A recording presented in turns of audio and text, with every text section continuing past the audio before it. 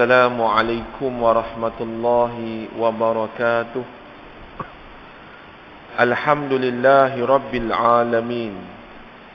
Wassalatu wassalamu ala ashrafil anbiya'i wal mursalin wa ala alihi wa sahbihi ajma'in.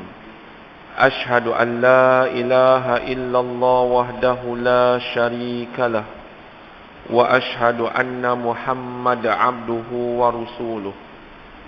Allahumma inna nas'aluka ilman nafi'a wa rizqan tayyiba wa amalan mutaqabbala. Ya Allah, kami mohon kepadamu ilmu yang memberikan manfaat. Kami mohon kepadamu rezeki yang baik. Kami mohon kepadamu amalan yang diterima. Wala hawla wala quwwata illa billahil aliyyil azim. Tuan Imam yang bertugas, Tuan Muazzin, pengerusi masjid bersama dengan jawatan-jawatan kuasanya, para asatizah, anak-anak qaryah muslimin muslimat yang dirahmati Allah sekalian. Alhamdulillah, pada malam ni kita dapat sambung lagi pengajian dan siri kuliah kita. Setelah lama bertangguh, yang bukan atas kehendak kita tetapi keadaan yang tidak mengizinkan. Mudah-mudahan dengan peningkatan kes positif angka COVID ini, Allah Ta'ala memelihara kita dan Allah Ta'ala melindungi bukan saja diri kita, bahkan anak isteri, zuriat kita, dan Allah sembuhkan kepada mereka yang telah terjangkiti insya-Allah. Setakat 8 hari bulan kemarin, angka kematian asbab COVID 10,749. Petang tadi saya tak ada nak tengok, tak tahu berapa. Tuan-tuan bayangkan jumlah besar 10,749 itu kalau kita ambil, nak bagi mudah dan nak bagi ingat, kapal Titanic yang karam tahun 1912. Titanic ni tuan-tuan satu kapal yang gah pada waktu itu.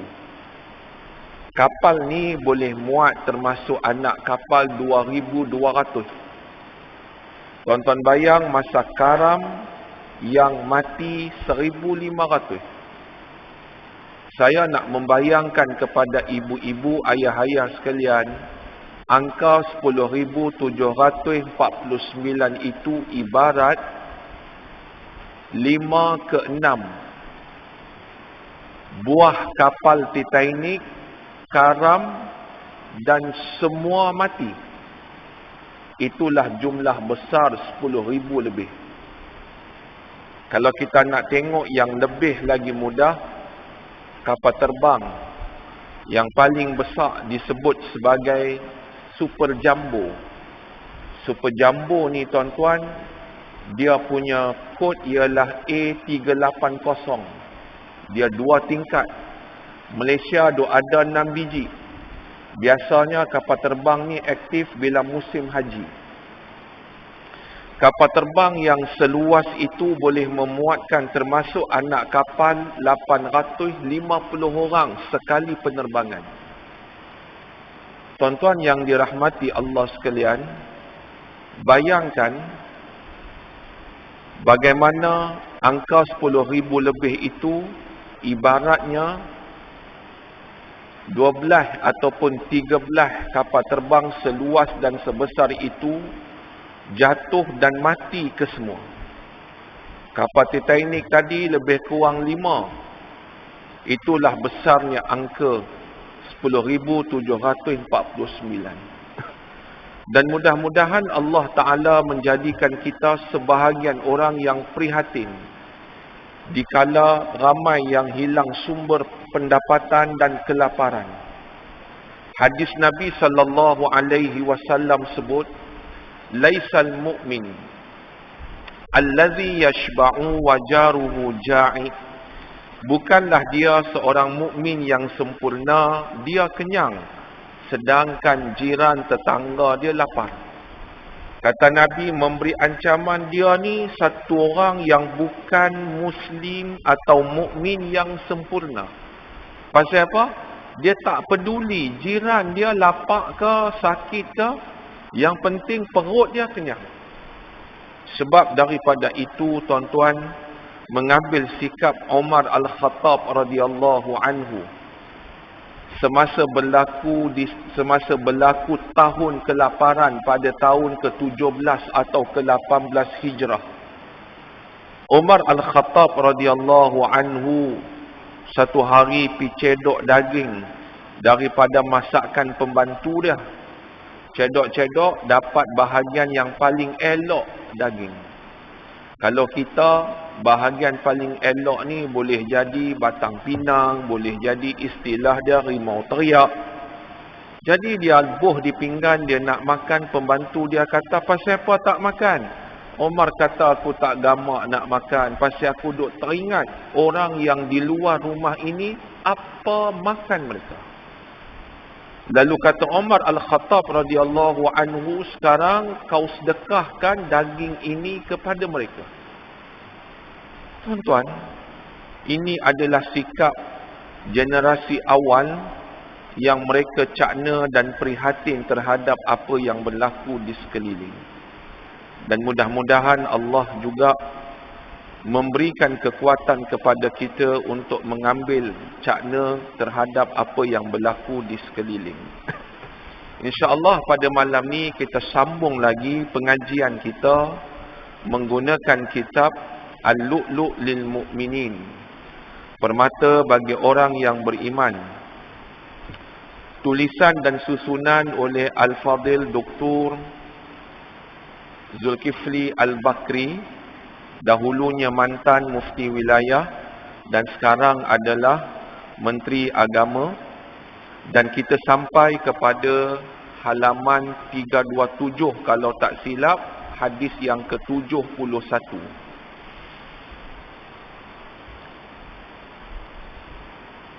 Daripada Abu Zar Al-Ghifari radhiyallahu anhu berkata bahawa Nabi sallallahu alaihi wasallam bersabda, tabassumuka fi wajhi akhika laka sadaqah wa amruka bil ma'ruf wa nahyuka 'anil munkari sadaqah wa irsyaduka ar-rajula fi ardi ad-dalali laka sadaqah wa imatuka al-hajara wash-shawka wal-'azma 'anit tariqa laka sadaqah. Hadis ini diriwayatkan daripada Abu Zar Al-Ghifari. Tuan-tuan, nama Abu Zar Al-Ghifari ni sebelum muka surat ni ada kita jumpa. Cuma nak ulang supaya kita ingat. Abu Zar, nama asal ataupun nama asli dia ialah Jundub bin Janadah radhiyallahu anhu. Jundub bin Janadah. Dia ni berasal daripada Bani Ghifar. Sebab tu di hujung nama dia ialah Ghifari. Abu Zar adalah kunyah ataupun gelaran yang dia pakai. Al-Ghifar adalah satu kaum yang duduk di pedalaman Arab yang kita sebut sebagai kaum Badui. Dan kaum Badui di tanah Arab pada waktu itu dia berpuak-puak. Salah satu daripada kaum nama dia ialah Ghifar. Dan kaum Ghifar ni dia terkenal dengan keganasan, kekerasan dan berani. Sehingga apabila pedagang-pedagang yang melalui jalan melintasi padang pasir, kalau jumpa geng-geng Ghifar ni, tuan-tuan, mereka kecut perut. Pasal apa? Pasal geng-geng Ghifar ni dia terkenal dengan perompak. Dagang-dagangan itu kalau lalu mesti bayar tol bahasa kita, dengan maksud cukai mai sikit. Hang tak bagi, hang sakit. Aku ambil semua, silap gaya aku bunuh. Maka Jundub bin Janadah lahir dan dibesarkan dalam keadaan suasana yang macam tu. Dan dia satu orang yang berani, apa dia nak cakap, dia cakap, dia tak fikir. Ini Abu Dzar Al-Ghifari radhiyallahu anhu. Dan dia memeluk Islam melalui adik dia. Adik dia nama Unais Al-Ghifari. Bila dia dengar di hujung telinga ada khabar kata ada satu rasul diutus bawa agama pelengkap kepada agama Al-Hanif Ibrahim alaihi salam. Lalu dia utus adik dia hang pi siasat. Yang aku dengar ni sungguh ke? Maka Unais Al-Ghifari pi ke Mekah, pi siasat. Dia dengar apa yang batang tubuh daripada Muhammad sallallahu alaihi wasallam sampaikan, kemudian dia balik semula ke kampung. Abang dia tanya, lagu mana? Kata Unais, apa yang aku dengar sungguh satu orang yang jujur, satu orang yang menyampaikan kebaikan.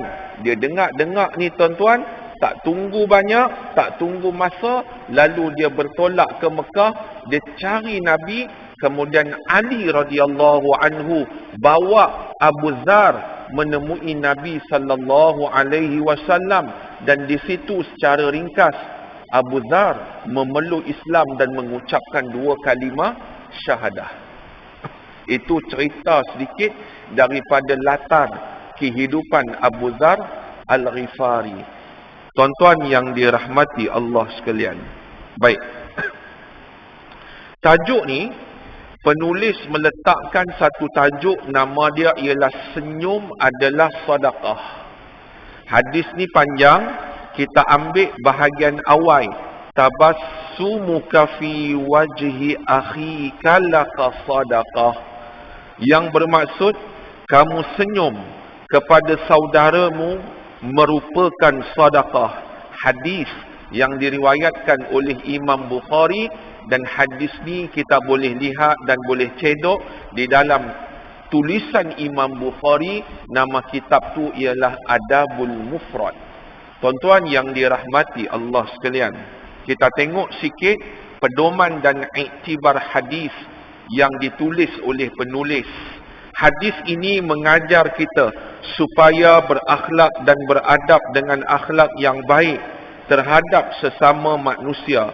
Apatah lagi yang menjadi tetamu kita atau orang berurusan dengan kita.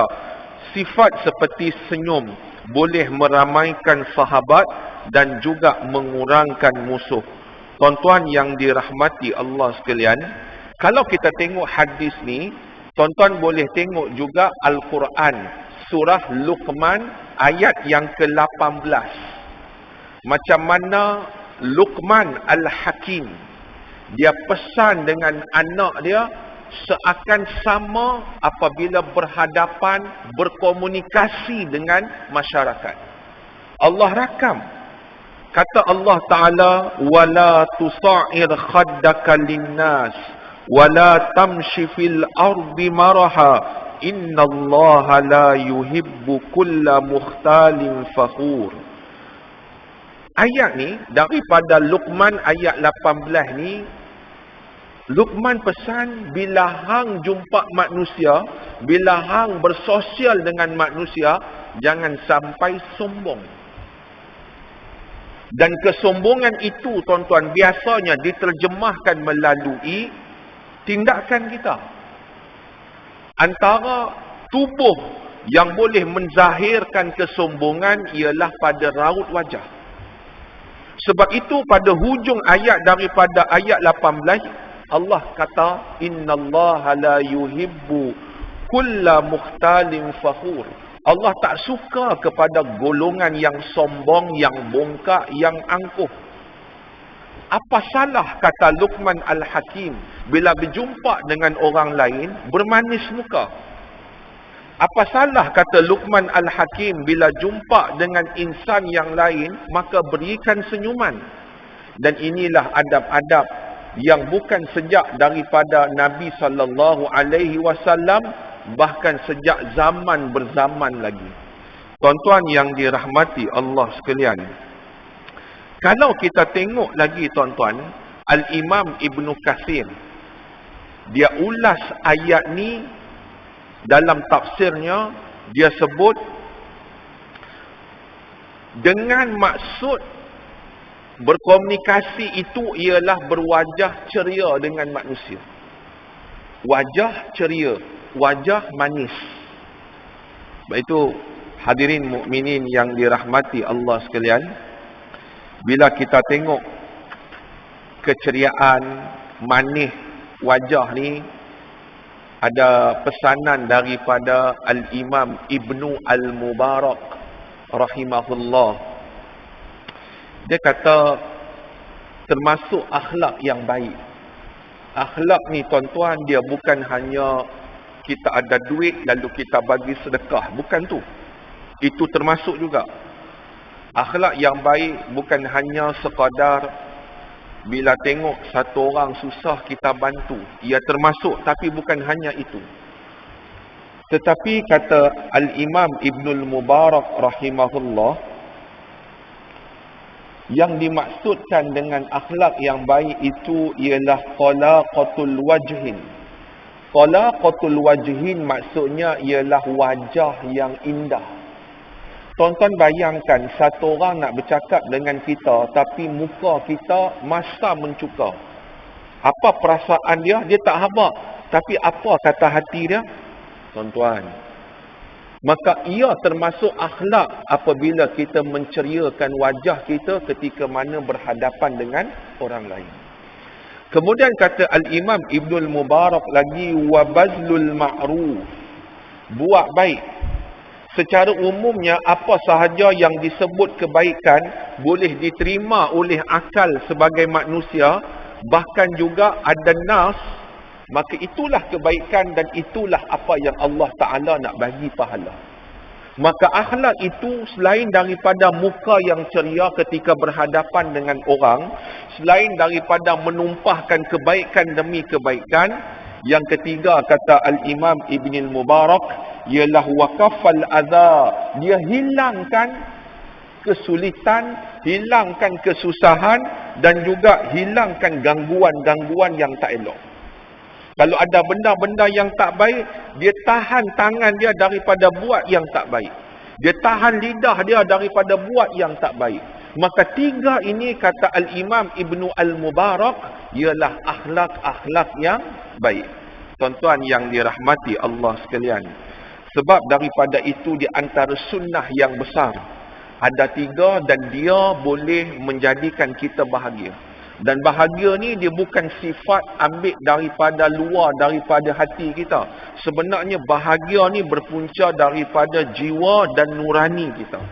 Maka ada pesanan para salafus soleh, kalau kita amalkan tiga, kita akan mendapat kebahagiaan. Apa kata mereka?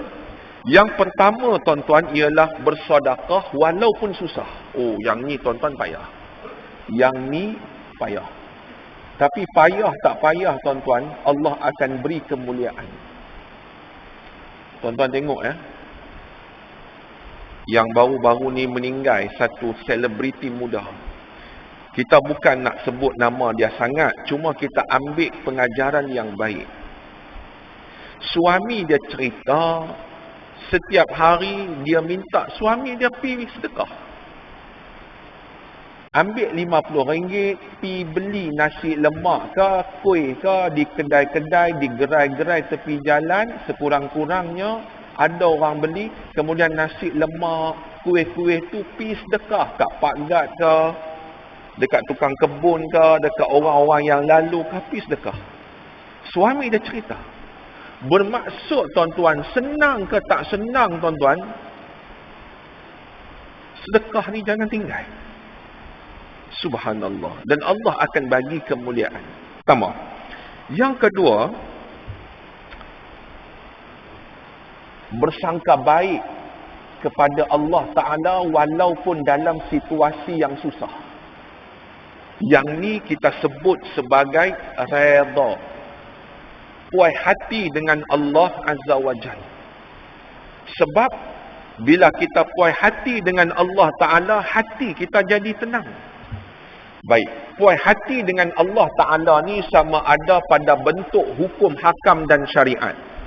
Kita puas hati. Kita tak persoalkan pasal apa subuh tak disyariatkan jam 9 tak. Kalau jam 9 lah solat subuh tak ada orang yang tinggal. Tak, dia tak persoalkan. Dalam hati dia, sami'na wa ata'na. Ni maksud redha kepada Allah Azza wa Jalla. Dan tuan-tuan yang dirahmati Allah sekalian, juga maksud puas hati dan redha kepada Allah Ta'ala ni bermaksud juga ialah puas hati dengan ketetapan apa yang Allah Ta'ala kurniakan kepada kita. Hukum satu hal, ketetapan ataupun takdir yang Allah takdirkan kepada kita pun satu hal. Ini bermaksud tidak buruk sangka dengan Allah Azza wa Jalla. Kedua. Dan yang ketiga, tuan-tuan, ialah bagaimana disebut ialah senyum walaupun bersedih ataupun walaupun susah. Senyum. Tuan-tuan, tiga benda ni semua payah. Tetapi payah dia, harga dia dapat kebahagiaan. Hadirin mukminin yang dirahmati Allah sekalian. Tuan-tuan tengok lagi nombor 2. Senyum boleh mengakibatkan manusia berasa harmoni dan aman tanpa gundah dan takut. Ia merupakan penawar yang mujarab dalam menyelesaikan kemelut hubungan manusia. Betapa besar dan luasnya pahala Allah Ta'ala sehingga senyum dianggap sebagai sedekah. Tuan-tuan yang dirahmati Allah sekalian, maka saya petik daripada isi penting yang kedua ni sebagai tambahan sepotong hadis daripada riwayat Al-Hakim dalam kitab dia Al-Mustadrak. Kata Nabi sallallahu alaihi wasallam, innakum la yusa'unan nas bi amwalikum. Sesungguhnya hampa semua tak boleh nak tarik manusia dengan asbab harta yang hampa miliki. Hampa ada segunung mas, hampa tak boleh nak cairkan hati orang untuk suka. Tak boleh. Kalau palsu pasal dia nak sedikit daripada harta, dia buat-buat suka, itu ada kemungkinan. Tapi kata Nabi, dengan asbab hanya harta, orang boleh jadi suka, tak mungkin. Lalu kata Nabi SAW, walakinna lisa'uhum minkum bastul wajhi wa husnul khuluq. Tetapi kata Nabi, yang boleh menarik kamu, yang boleh menarik orang lain supaya dekat dengan kamu, yang pertama kata Nabi ialah al-wajhu, bastul wajhu, maksudnya ialah muka manis. Muka manis. Maksudnya senyum, muka manis, redup, itu muka manis. Tuan-tuan, wajah kita ni boleh menggambarkan emosi yang ada terbuku dalam hati. Kalau kita bercakap dengan orang, dia tak suka dengan kita tu, kalau kita perhati, kita boleh tengok anak mata dia, kita boleh tengok cara dia pandang, kita boleh tengok gerak bibir dia, kita boleh tengok. Yang ni ada dalam ilmu psikologi. Sebab itu kata Nabi, yang boleh menarik perhatian manusia kepada hang ialah dengan bermanis wajah, dan kedua kata Nabi, wa husnul khuluq, iaitu baik akhlak ataupun baik budi. Tuan-tuan yang dirahmati Allah sekalian, tengok Nabi sallallahu alaihi wasallam bagaimana kelunakan Nabi, akhlaknya Nabi. Walaupun ketika nak perang dan pesan kepada tentera-tentera dia nak pergi perang, Nabi masih memelihara akhlak. Saya quote daripada perkataan Nabi ini sebagai tambahan supaya kita lebih faham macam mana akhlak dan senyum ni tuan-tuan, betapa besarnya pengaruh dalam kehidupan seharian kita. Satu hari Nabi SAW dia pesan dekat tentera-tentera sebelum mereka bergerak untuk perang. Antara pesanan Nabi ialah urdu bismillah fi sabilillah. Hampa perang dengan nama Allah Ta'ala. Mula-mula sekali Nabi peringat semua yang hampa nak buat ni, bergerak daripada Madinah, naik unta, naik kuda, terik panas, semuanya bismillah kerana Allah. Kemudian kata Nabi lagi, qatilu man kafara billah. Kita nak perangi mereka ni bukan pasal reta, tetapi kerana mereka mengkufuri Allah Ta'ala. Tengok tuan-tuan, permulaan niat kena betul, barulah ia jadi akhlak yang baik. Kemudian kata Nabi SAW, urdu wala taghullu wala tughdu wala tamassalu wala taqtulu walida. Nabi pesan tuan-tuan, sungguh-sungguh Nabi kata, hampa dengar ni, hampa perang jangan sampai hampa ni berlebih-lebihan, jangan sampai hampa ni mengingkari janji, jangan sampai hampa ni berkhianat. Sampai di tempat musuh nak damai, buat perjanjian, jangan langgar. Jangan di kalangan kalian saling mengkhianati. Ini pesan Nabi SAW. Cerita bab khianat ni tuan-tuan, kalau tuan-tuan baca sejarah tahun 1511, apa berlaku? 1511, Portugis menyerang Kota Melaka. Dalam sejarah tuan-tuan, tahun 1511, yang boleh meroboh Kota Melaka diserang, antara asbabnya ialah pengkhianatan sebahagian pegawai-pegawai Kesultanan Melayu Melaka. Khianat, akhirnya tumbang Kesultanan Melayu Melaka. Tuan-tuan, saya pergi jauh sikit, tahun 1629.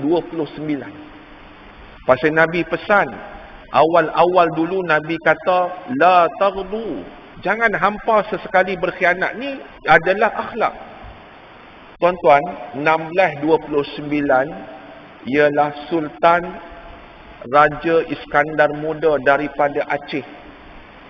Dia telah merancang untuk membantu Kesultanan Melayu Melaka untuk membebaskan daripada cengkaman mereka. Dan tuan-tuan tahu siapa yang khianat Sultan daripada Aceh ni? Salah seorang menantu dia. Dapat diselesaikan, tentera-tentera Aceh dapat mengepung tentera-tentera Portugis di Eva Mosa 5 bulan, lapak kawan tu. Tuan-tuan tahu siapa yang bantu? Orang-orang Melayu ketika itu yang bantu, bahkan pi report dekat gua supaya mai bantuan untuk membebaskan tentera-tentera Portugis yang dikepung. Tuan-tuan, Nabi SAW pesan kepada tentera-tentera, jangan sampai hampa berkhianat. Kemudian Nabi SAW pesan lagi, wala taqtulu walida. Ni akhlak ni. Jangan hampa bunuh kanak-kanak. Tuan-tuan tahu, ini tuan-tuan, sajalah tuan-tuan nak sembang akhlak ni, tak ada dalam mana-mana undang-undang perang yang semacam Nabi gariskan, yang sampai kelar ialah Nabi gariskan jangan bunuh kanak-kanak, jangan bunuh orang perempuan, jangan bunuh paderi, jangan pergi bakar rumah ibadat. Tak ada. Tuan-tuan tahu apa yang berlaku pada tahun 2003 apabila Amerika Syarikat melalui George Bush disokong oleh United Kingdom, masa itu ialah Tony Blair, Depa rancang, depa serang Iraq. Iraq siapa masa tu? Saddam Hussein. Tuan-tuan tahu, ni nak sembang pasal akhlak ni tuan-tuan. Apa yang depa buat? Depa serang, tak kira orang awam ke, tentera ke, akibatnya 4.7 juta rakyat Iraq waktu itu menjadi pelarian di negara sendiri, dan daripada 4.7 juta itu tuan-tuan bayangkan 1 juta adalah termasuk anak yatim yang kehilangan ayah kerana ditembak ataupun dibom oleh Amerika. Sebab itu hadirin mukminin yang tak ada kena mengena dalam perang, hampa jangan bunuh, termasuk kanak-kanak. Ni akhlak. Hadirin mukminin yang dirahmati Allah sekalian. Kemudian tuan-tuan, saya nak sebut Nabi kata, wa idza laqita aduwaka minal musyrikin fad'uhum ila salasi khilal. Kata Nabi, apabila hampa berjumpa, bertembung dengan musuh, jangan perang lagi, melainkan seru kepada 3 perkara. Sampai nak angkat pedang ni tuan-tuan, bukan satu tempoh yang cepat, melainkan 3 perkara ni hampa mesti buat dalam perang ni. Ni akhlak tuan-tuan. Baik, apa dia? Kata Nabi SAW ialah, fa in ajabuka faqbal minhum wa kuffa anhum ilal Islam. Seandainya mereka menerima seruan Islam, maka terimalah mereka. Suruh mereka mengucap syahadah dulu. Kalau mereka terima, kita geram kat mereka. Mereka mengucap syahadah, mereka itu adalah sebahagian saudara kita. Subhanallah, tuan-tuan tengok. Kata Nabi SAW lagi, fa in ajabuka faqbal minhum wa kuffa anhum thumma du'uhum ila tahawuli min darihim ila daril muhajirin. Jika depa terimalah depa sebahagian daripada hampa dan ajak depa berpindah ke Darul Muhajirin. Mana Darul Muhajirin ni? Madinah. Ajak depa pindah. Mai ajak pindah. Baik. Kata Nabi lagi, wa ukhbirhum annahum in fa'alu dhalika falahum malil muhajirin. Kalau depa setuju, depa adalah sebahagian daripada orang-orang muhajirin. Tengok tuan-tuan, Nabi ni kok nak kata suka bermusuh, tak. Nabi hulurkan perdamaian dulu. Mai, hampa masuk Islam, mai ke negara kami, dan hampa adalah sebahagian orang-orang yang termasuk muhajirin. Lalu kata Nabi, wa alaihim ma alaihim, hampa ni sama macam golongan muhajirin. Fa in abau ayyatahawwalu minha fa ukhbirhum annahum yakunu ka'arabil muslimin. Tapi kalau hampa tak mau nak pindah, tak apa, hampa duduklah di tempat hampa ni. Hampa seumpama kaum muslimin yang duduk di negara-negara ataupun tempat-tempat masing-masing. Tak apa, duduk. Kata Nabi lagi, yajri alaihim hukmullah allazi yajri alal mu'minin. Tapi hampa kena ingat, walaupun hampa tak duduk di negara Madinah, tapi hukum-hukum Allah hampa mesti angkat dan amal. Walaupun jauh daripada Madinah. Bahasa kampung kita. Kemudian kata Nabi lagi, wala yakunu lahum fil ghanimah wal fa'i syai'un illa ayyujahidu ma'al muslimin. Hampa tak ikut perang, maka hampa tak ada nak dapat ghanimah, dan hampa tak ada nak dapat harta rampasan bila depa lari belum perang. Itu namanya al-fa'i. Hampa tak dapat semua ni. Illa ayyujahidu ma'al muslimin, melainkan hampa menyertai kaum muslimin nak perang. Fa inhum abau fasulhumul jizyah. Tapi kalau depa enggan masuk Islam pun tak mau, maka hendaklah hampa membayar cukai, jizyah. Baik. Fa inhum ajabuka faqbal minhum wa kuffa anhum. Kalau depa terima, eloklah. Begitulah. Tapi tuan-tuan, tengok Nabi. Fa in hum abau fasta'in billah.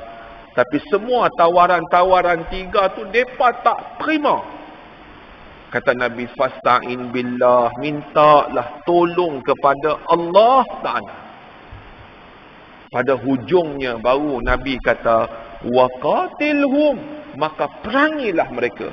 Tuan-tuan, nak sampai ke detik angkat pedang pergi perang tu tuan-tuan, berapa lapis punya tawaran, maka demikianlah lunak dan akhlaknya Nabi sallallahu alaihi wasallam. Dan di sinilah macam mana orang-orang yang mengkaji ni, bagaimana Nabi ni adalah orang yang hebat dalam bidang negosiasi. Kita ni boleh nego tuan-tuan kan. Bila kita pergi kedai, kita tawar-menawar, itu namanya kita nak nego. Bagi kurang sikit, yang ni kita boleh dapat, yang ni dia boleh dapat. Win-win, negosiasi. Para pengkaji-pengkaji barat, mereka angkat tangan, memang benar. Muhammad bin Abdullah adalah di antara sosok tubuh yang bijak dalam negosiasi. Ni akhlak tuan-tuan, ni akhlak. Hadirin mukminin yang dirahmati Allah sekalian. Baik, kita tengok lagi. Nombor 3, betapa hebatnya senyum. Ia boleh menenangkan jiwa seseorang, membanyakkan rakan dan mengurangkan musuh. Tuan-tuan yang dirahmati Allah sekalian, pengalaman Jabir radhiyallahu anhu. Jabir ni sahabah Nabi. Bila dia peluk Islam, dia habaq pengalaman dia. Dia kata, ma hajabaniyun nabiyyu sallallahu alaihi wasallam munzu aslamtu wa la ra'ani illa tabassana fi wajhi. Semenjak aku ni peluk Islam, kata Jabir radhiyallahu anhu, aku tak pernah tengok Nabi melainkan Nabi akan pandang wajahku, dia menguntumkan senyum dan wajah yang manis. Siapa punya pengalaman ni? Jabir radhiyallahu anhu. Maka tuan-tuan, bermanis muka ni tuan-tuan, yang patut pertama kita letak ialah kepada anak, isteri dan keluarga kita. Yang kedua kepada kawan-kawan kita, termasuklah jiran tangga kita. Jangan sampai jadi musuh, jangan sampai tak pandang jiran, jangan sampai jadi bertelaga. Na'udzubillah. Sebab itu antara jalan nak memilih rumah ialah tengok pada jiran awal-awal lagi. Penting tuan-tuan jiran. Hadirin mukminin yang dirahmati Allah sekalian, ini adalah pengalaman daripada Jarir radhiyallahu anhu. Saya sikit lagi tuan-tuan nak sorot macam mana pengalaman sahabah radhiyallahu anhu ketika mana Nabi dan para sahabah tak layan mereka. Hati ni tuan-tuan tak tahu nak habaq macam mana. Bila pandang Nabi, Nabi tak senyum. Bila hulurkan tangan kepada para sahabah, sahabah tak sambut tangan. Berapa lama pengalaman ni? 50 hari. Sebab itu tuan-tuan, manis wajah, muka ceria ni, dia menggembirakan orang. Pengalaman ni tuan-tuan ialah pada tahun 9 Hijrah.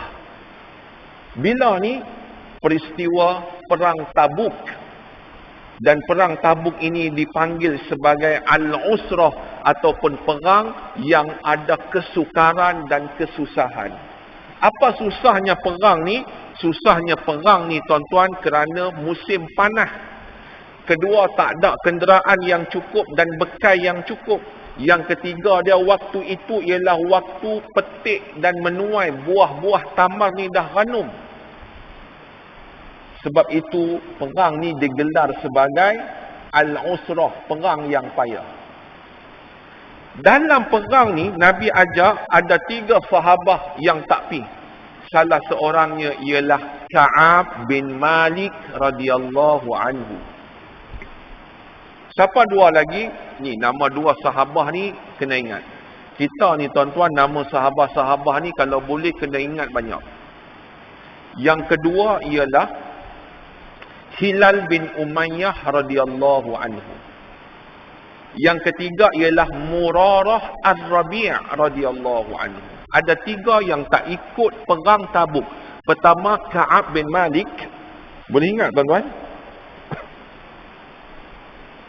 Yang kedua ialah Hilal bin Umayyah. Yang ketiga ialah Murarah Ar-Rabi' ridwanullahi alaihim. Saya nak cerita satu babak daripada kenangan dan perasaan mereka apabila sahabat dan Nabi tak senyum pada mereka. Tuan-tuan, Nabi bertolak. Ka'ab bin Malik dan 2 sahabat ni bertangguh. Esoklah. Tiba-tiba tuan-tuan dengar Nabi nak balik dah. Dan tuan-tuan tahu perang Tabuk ni tuan-tuan, dahsyat tak dahsyat, bekal makan cukup tak cukup, tuan-tuan bayang, sebiji kurma boleh kongsi dengan 2 orang.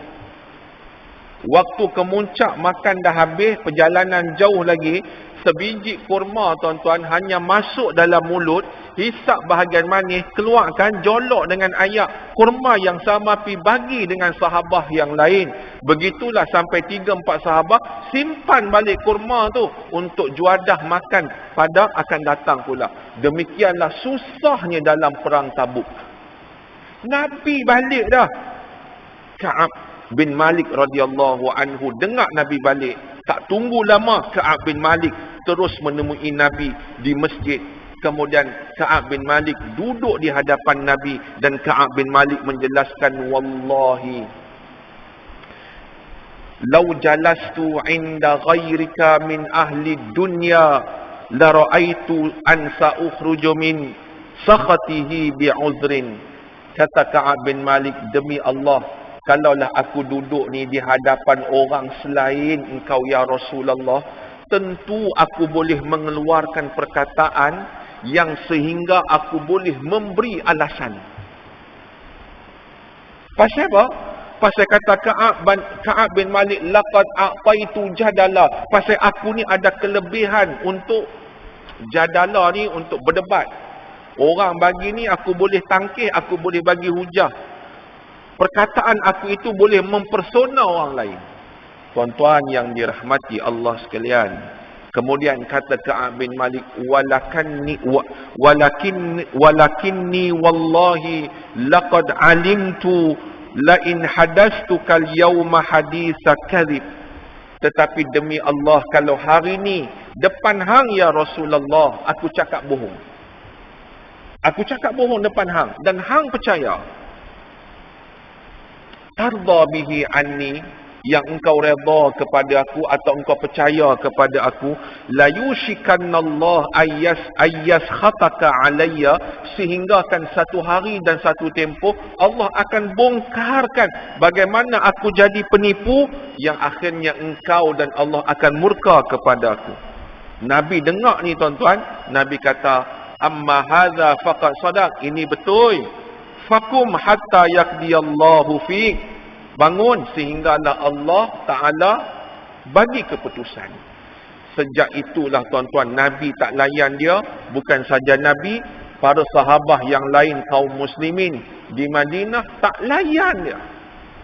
Tuan-tuan bayangkan macam mana perasaan kalau kita lepas-lepas saja salam, lepas-lepas saja solat tuan-tuan, paling kanan kita nak senyum. Masa zaman-zaman tak pakai mask dulu, orang buat tak tahu. Kita hulur tangan, orang tak sambut. Kita pergi kedai, orang tak mau berjual dengan kita. Oi, silap-silap tuan-tuan, boleh bunuh diri. Bukan sekejap, 50 hari. Hari yang ke-40 tuan-tuan, Nabi suruh pisah dengan isteri pula. Allahu Akbar. Berat tuan-tuan. Suruh pisah dengan isteri. Ka'ab bin Malik dan 2 sahabatnya lagi akur. Bukan pisah talak, pisah jauh. Pada hari yang ke-50 lepas solat subuh, satu suara mai, ya Ka'ab ibn Malik abshir, wahai Ka'ab bin Malik, bergembiralah. Pasal apa? Ni wahyu turun dah, Allah Ta'ala terima taubat hang. Tuan-tuan, apa yang Ka'ab bin Malik buat, dengar-dengar ni, dia sujud. Ni akhlak tuan-tuan. Bila kita tahu ada satu berita yang menggembirakan kita, sujud, iaitu sujud syukur. Dia bangun-bangun daripada sujud, tuan-tuan, dia buka baju dia pergi hadiah dekat orang yang sampaikan, dia sendiri tak ada baju sebahagian riwayat, dia pergi ambil, pinjam baju orang lain, kemudian dia pergi ke masjid. Dia jumpa Nabi SAW dan para sahabat sedang menunggu dia. Tuan-tuan, detik ni, sahabat-sahabat mula menguntumkan senyum. Sahabat-sahabat mula bermanis muka. Dan sahabat-sahabat mengeluarkan perkataan, kata para sahabat, la tahnika taubatullahi alaik. Tahniah atas Allah terima taubat hang. Senyum, tuan-tuan. Tak tahu, kata Ka'ab bin Malik, perasaan ni nak digambarkan apabila melihat para sahabat dan Nabi senyum kembali sebagaimana sebelum.